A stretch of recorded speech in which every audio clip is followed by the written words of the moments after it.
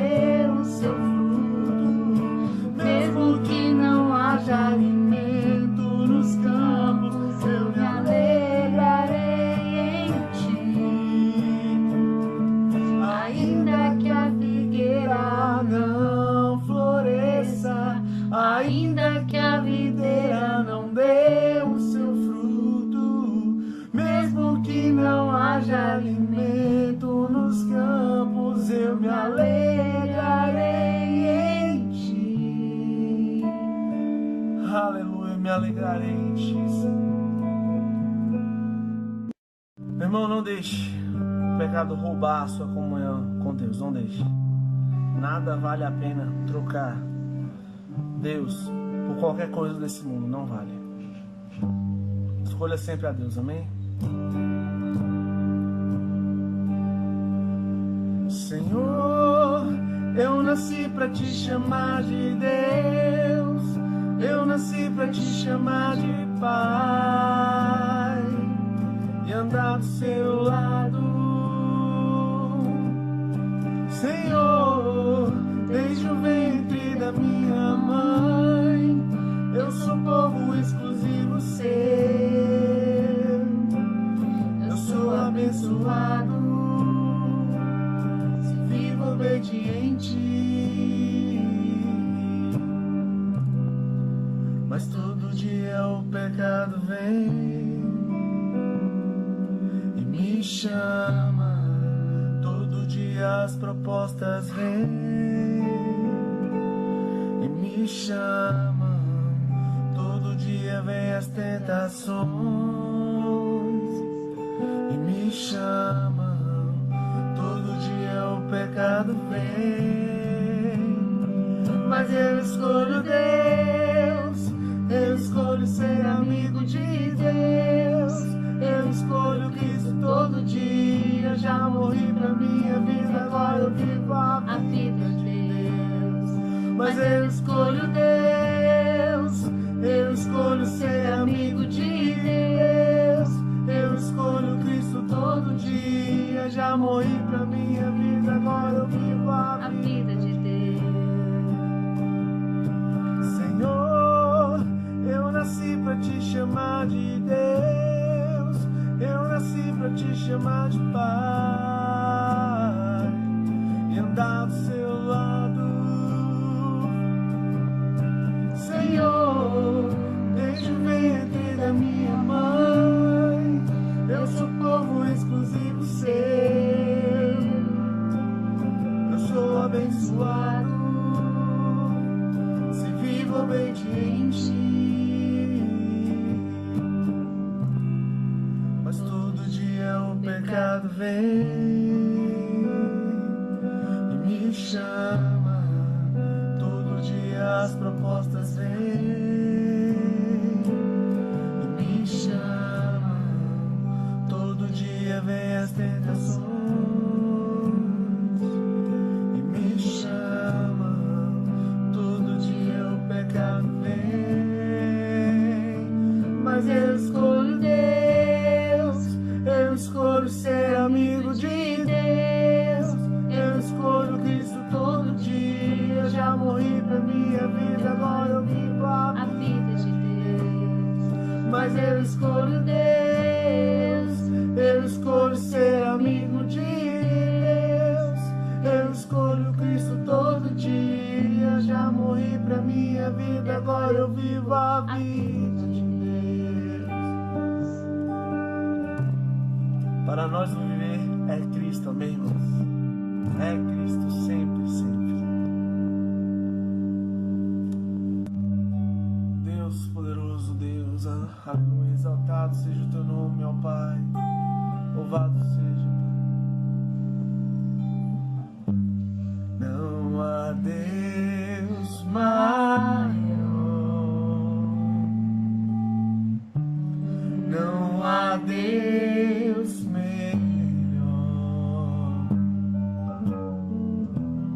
não há Deus tão grande como nosso Deus. Não há Deus maior, não há Deus.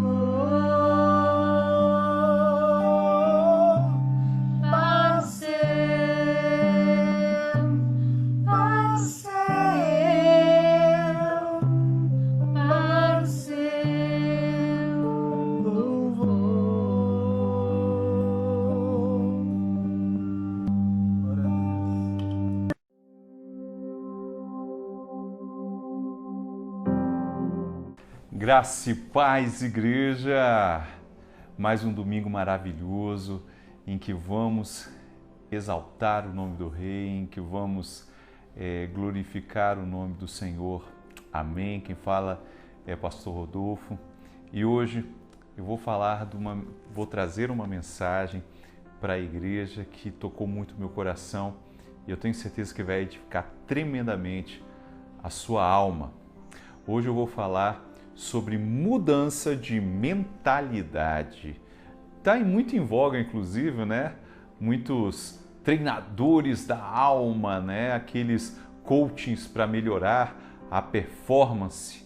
Mas isso tem tudo a ver com as Escrituras Sagradas. Se você pensar bem, mudança de mentalidade tem tudo a ver com arrependimento. A Bíblia, ela esclarece com muita veemência essa mudança de mentalidade, essa mudança de mente, de alma, para você ter os seus pensamentos idênticos ou muito parecidos com a mente de Deus. Não sei se você sabe, mas a missão da Igreja do Nazareno é que nós façamos discípulos à semelhança de Cristo, à semelhança de Deus, Filho. Se nós somos filhos de Deus, nós simplesmente transparecemos, nós simplesmente refletimos a glória dele, pois sem a santificação ninguém verá o Senhor na sua vida. Mas se você é santificado, se você é purificado com o Espírito Santo, as pessoas vão ver por meio de você a glória dele. Vamos pensar um pouquinho. Hoje eu vou pregar para crente. Você nunca percebeu que as mensagens de domingo ou as mensagens dentro da igreja, elas são próprias, elas são muito evangelísticas para os descrentes, né? Para se tornarem crentes. Hoje eu vou pregar para crente. Vou pregar para crente porque o crente precisa ouvir a pregação da palavra do Senhor, das Escrituras Sagradas. Talvez você esteja cansado de ouvir mensagem para o pecador se arrepender. Será que o crente também não tem que se arrepender? Será que o crente não tem que mudar a mentalidade para seguir o que Deus tem a falar? Então pense bem nisso. Portanto, mudar de mentalidade tem tudo a ver com arrependimento.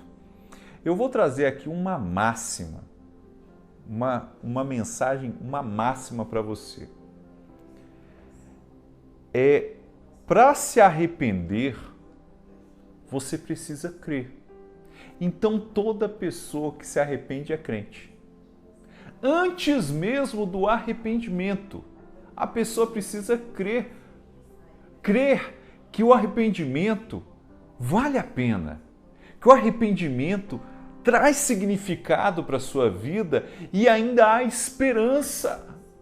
Porque como é que você vai se arrepender, vai procurar seguir a Deus, se converter dos seus maus caminhos, se você não tem esperança nenhuma, não crê em Deus? Então eu vou trazer essa máxima, eu quero que entre na sua alma, que para se arrepender, a pessoa necessariamente tem que crer em Deus. Eu vou ler uma das pregações mais inusitadas que a Bíblia nos traz. Pelo menos essa é a definição que eu trago, que eu entendo dessa pregação, que foi a pregação do apóstolo Pedro na casa de Cornélio. Eu vou ler primeiro o texto que se encontra em Atos, capítulo 10, do versículo 34 ao 43. Então são 10 versículos. Se segura aí na cadeira e ouça atentamente o que o apóstolo Pedro, judeu, um dos principais apóstolos, uma das principais testemunhas do ministério público de Jesus aqui na terra, entrou na casa de um gentil, Cornélio, um centurião romano, para trazer a seguinte mensagem. Ouça bem o que diz em Atos, capítulo 10, a partir do versículo 34 até o versículo 43.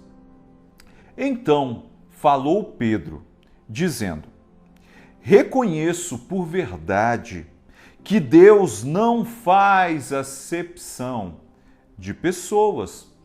Pelo contrário, em qualquer nação, aquele que o teme e faz o que é justo, lhe é aceitável. Esta é a palavra que Deus enviou aos filhos de Israel, anunciando-lhes o evangelho da paz por meio de Jesus Cristo. Este é Senhor, o Senhor de todos. Vós conheceis a palavra que se divulgou por toda a Judéia, tendo começado desde a Galileia, depois do batismo que João pregou, como Deus ungiu a Jesus de Nazaré com o Espírito Santo e com poder, o qual andou por toda parte, fazendo bem e curando a todos os oprimidos do diabo, porque Deus era com ele. E nós somos testemunhas de tudo que ele fez na terra dos judeus e em Jerusalém, ao qual também tiraram a vida, pendurando-o no madeiro.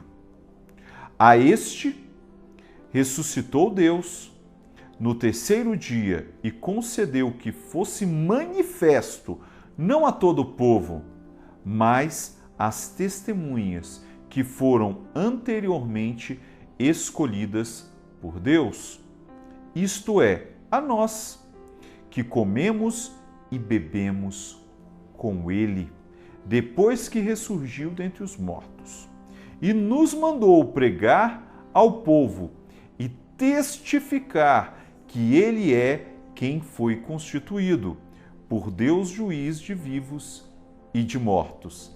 Dele todos os profetas dão testemunho de que, por meio de seu nome, todo aquele que nele crê recebe remissão de pecados. Pessoal, vou contar um pouquinho dessa história bem interessante. Cornélio era um centurião romano que morava na cidade de Cesareia. E ele sempre era um homem extremamente piedoso, ou seja, cria em Deus. Ele era um homem extremamente generoso, ele dava esmolas, ele abençoava os judeus. E, num certo momento, umas 3 horas da tarde, enquanto ele estava orando, Deus enviou um anjo mensageiro para trazer a seguinte mensagem: mande pessoas para trazer Pedro, que está em Jope, naquela determinada casa. E aí ele chamou pessoas que ele confiava para levar a Jope. 2 dias depois eles chegaram lá e encontraram Pedro. Mas um pouquinho antes, Pedro ele teve uma visão. Era meio-dia e ele estava com fome. E quando ele estava preparando a comida, Deus trouxe uma visão a este homem, em que um lençol descia na frente dele com toda sorte de animais que andavam 4 patas e animais impuros, e Deus, o Espírito Santo de Deus, falou a ele: mata e come. Quando o apóstolo Pedro ouve essa ordem de Deus, vocês vão ficar surpresos. Mas ele diz: não comerei, porque eu nunca comi algo impuro e não vai ser agora que eu vou comer. E aí Deus fala com ele de forma clara: o que eu purifico não é coisa comum, não é impuro mais, você pode comer. E aí ele deu de novo a ordem, apóstolo Pedro, e foi por 3 vezes que ele fez isso. E aí ele ouve Deus falando: vão chegar alguns homens aí na casa, você pode ir com eles, porque eu é que estou enviando. Ele foi muito claro. E foi exatamente no momento em que chegaram estes homens, em que falaram a visão do seu mestre, né, Cornélio. E aí ele hospedou estes homens e no dia seguinte foram para Cesareia. Quando chegaram em Cesareia, o apóstolo Pedro já dá uma carteirada. Ele fala: vocês sabem que um judeu não entra na casa de gentil. Aí eles, tal. Até o Cornélio, ele se curva diante de Pedro. E Pedro: não, levanta, eu sou homem que nem você, rapaz. Para com isso. Eu trouxe só uma mensagem. Já que Deus mandou, né? Então eu vou ter que trazer essa mensagem. E foi aí, com a família de Cornélio e com amigos de Cornélio na sua sala, o apóstolo Pedro começa a expor essa pregação. E quando ele está terminando de falar, acontece algo inusitado. Por isso que para mim é a pregação mais inusitada que acontece na Bíblia. Se você tem algum conselho, alguma outra pregação inusitada, me traga. Mas essa daqui eu acho que ela é muito inusitada. Quando ele está pregando, o Espírito Santo cai. É isso que está escrito na mensagem, você pode ler. O Espírito Santo cai sobre aquelas pessoas. Tremendo, né? O apóstolo Pedro, ele não foi lá para mandar Deus, mandar o Espírito Santo descer. Mas quando o apóstolo Pedro foi lá e obedeceu à voz de Deus, o Espírito Santo, ele agiu por meio do apóstolo Pedro e desceu sobre aquelas pessoas quando ouviram a mensagem de salvação, porque o poder não estava em Pedro, o poder estava na mensagem transformadora de mentalidade. Eu vou focar sobre Pedro, não naquelas pessoas que foram batizadas com o Espírito Santo, aqueles gentios. Eu quero focar no crente, você crente. Você, crente, que precisa mudar a mentalidade, eu, crente, que preciso mudar a mentalidade conforme a mentalidade de Deus. Eu fico muito impressionado e nesses dias eu falei, poxa, se Deus me aceita mesmo com as minhas limitações, mesmo eu não sendo tão parecido com Ele, Ele chega e me acolhe, me ama. Ele te ama, mesmo você não parecendo tanto com Ele, mesmo você se dizendo crente. Cuidado com a sua religiosidade. E aí vai o primeiro ponto. É rápido, vou tratar de uma forma muito rápida. Como é que nós podemos mudar a nossa mentalidade, nos converter, nos arrepender, mesmo sendo crentes? Porque tem que ser crente para se arrepender. Você precisa superar a religiosidade. Porque quando Deus apareceu, deu aquela visão para o apóstolo Pedro com aquelas coisas e mandou ele comer. De certa forma, o apóstolo Pedro falou: a minha religiosidade, a minha religião não permite. E Deus, ele escandaliza o crente para mostrar que a religiosidade não traz a vontade plena dele, do Senhor. Se for pela nossa religiosidade, A gente não prega para uma pessoa, para o pecador. A gente se torna tão puro, tão puritano e santificado, que não conversa com o pecador por causa das aparências. Mas o meu Cristo, Jesus, ele conversava era com o pecador, porque os pecadores, os aflitos, estes é que precisam de cura, da palavra transformadora, que a minha religiosidade seja quebrada. Se a religiosidade de Pedro não fosse quebrada, essa mensagem do Evangelho não viria para mim, que sou um gentil, não sou judeu. Imaginem! E Deus, em sua multiforme graça, ele atingiu a quem não é da linhagem de Abraão. Sendo que esse narizinho aqui, eu acho que eu tenho alguma coisa, né? Alguma relação com o povo judeu. O segundo ponto, você precisa ouvir a voz de Deus. Quanto tempo você tem se dedicado a ouvir a Deus em oração? Não uma oração mecanizada, mas sim de que Deus fale com você, você calar a sua boca para ouvir Deus.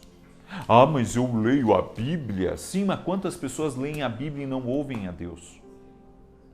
Teólogos que sabem muito de Bíblia, mas não ouvem a Deus. Nós precisamos ouvir a Deus para mudar a mentalidade, porque a voz de Deus muda a perspectiva, mesmo você conhecendo as Escrituras Sagradas. E por último, você precisa obedecer à voz de Deus. O apóstolo Pedro, ele foi quebrado na sua religiosidade. O apóstolo Pedro, ele ouviu a voz de Deus num momento de oração em que houve um êxtase. E ele também obedeceu. A obediência é imprescindível para você mudar a mentalidade e se arrepender. Mesmo assim, mesmo o apóstolo Pedro, ele tendo essa experiência tremenda, quebrando a mentalidade judaica que só a consolação do Espírito Santo veio para os judeus. Quem exerceu um ministério para os gentios com maestria foi o apóstolo Paulo, não foi Pedro. Deixa eu contar uma coisa para você, crente. Para mim também. Tá cheio de gente querendo fazer a vontade de Deus. Se você não fizer, vai ter outra pessoa que vai obedecer à voz de Deus.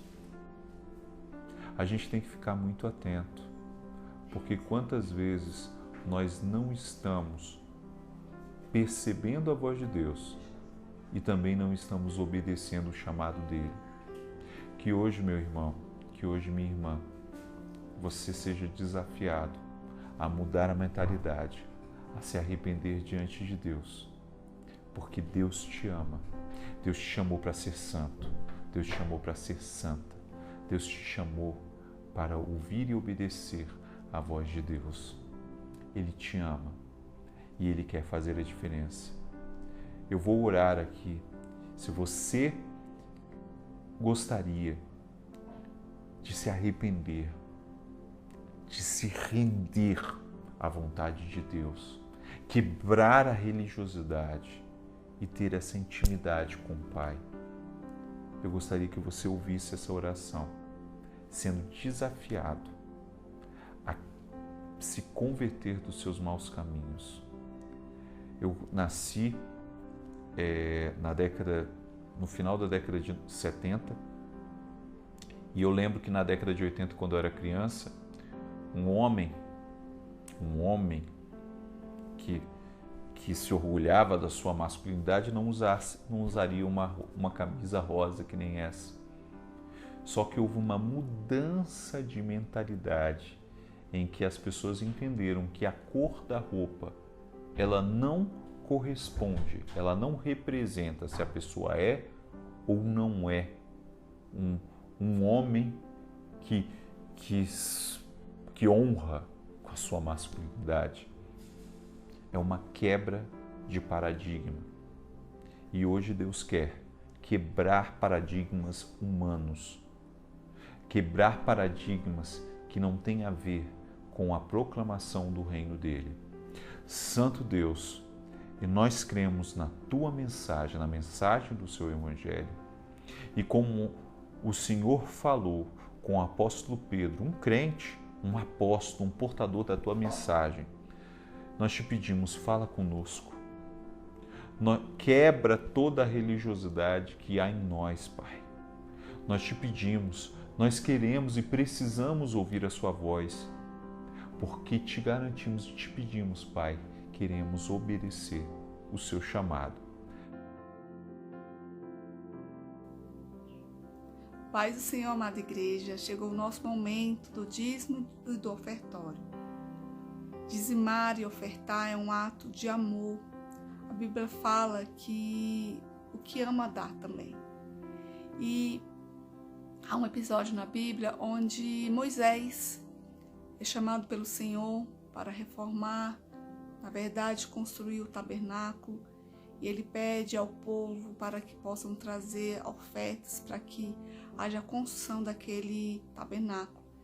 Graças a Deus, o povo de bom grado trouxe as ofertas, a ponto de dar, de suprir e de poder construir o tabernáculo. Estamos no momento de reforma. Graças a Deus também nós conseguimos alugar, né, um espaço muito bom.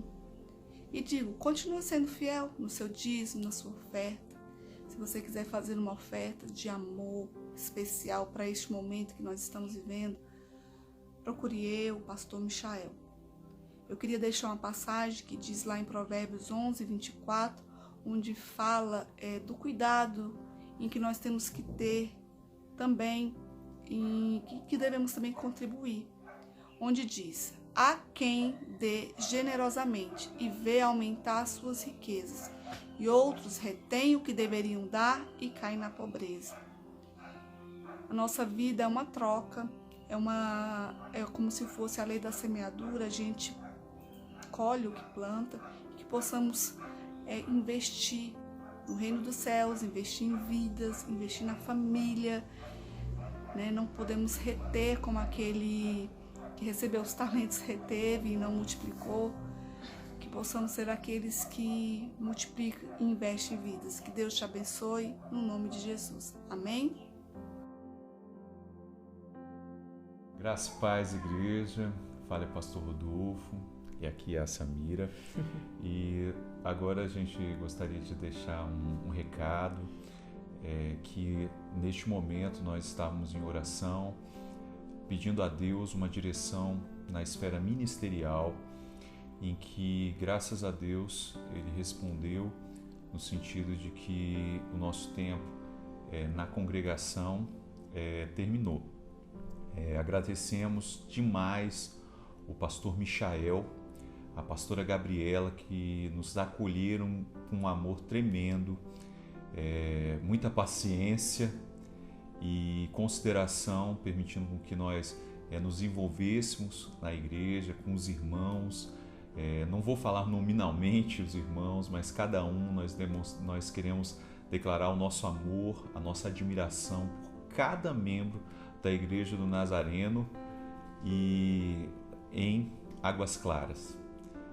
E eu queria agradecer também, porque foi um momento de transição na nossa vida, e a pastora Gabriela, o pastor Michael, sempre com esse cuidado, esse amor que eles têm por vidas, marcaram a nossa história, né? Pode ter certeza que pastora Gabriela, pastor Michael, vocês marcaram a nossa história. E também vocês da Igreja do Nazareno de Águas Claras.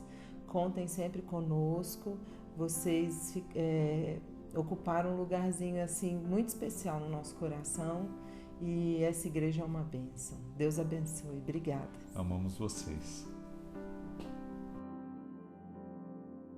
Graças e paz, irmãos, pastor Michael, é com alegria que nós nesse momento vamos para a oração. Amém? Mas antes eu queria contar uma historinha que eu li sobre a alegria de viver. Um famoso compositor chamado Joseph Haydn estava conversando com dois amigos sobre tristeza e depressão. Um deles disse: quando eu me sinto desanimado e triste, vou beber vinho. O outro: quando eu me sinto desanimado, eu vou para o meu quarto e vou escutar música. E Joseph Haydn então deu o seguinte testemunho: quando eu estou muito triste e o desalento toma conta do meu ser, eu oro. Me retiro para um lugar solitário e passo algum tempo próximo de Deus. Isso me fortalece e me restitui a alegria e o prazer de viver e trabalhar. Amém? Então, querido, nós encontramos em Deus a solução. Mesmo quando não sabemos orar, a palavra de Deus em Romanos 8:26 diz: também o Espírito semelhantemente nos assiste em nossa fraqueza, porque não sabemos orar como convém, mas o mesmo Espírito intercede por nós sobremaneira com gemidos inexprimíveis. De uma forma ou de outra, né? Com o Espírito Santo agindo de uma forma intercessória, nossas orações chegam a Deus, lapidando, corrigindo com alegria, restaurando a alegria de viver. Deus abençoe sua vida. Amém? E agora nós vamos para a bênção apostólica. Deus abençoe. Que a graça do Senhor Jesus e o amor de Deus o Pai e a comunhão do Espírito esteja em vós e para sempre, para sempre, para sempre. Amém. Deus abençoe. Semana de vitória em Cristo Jesus.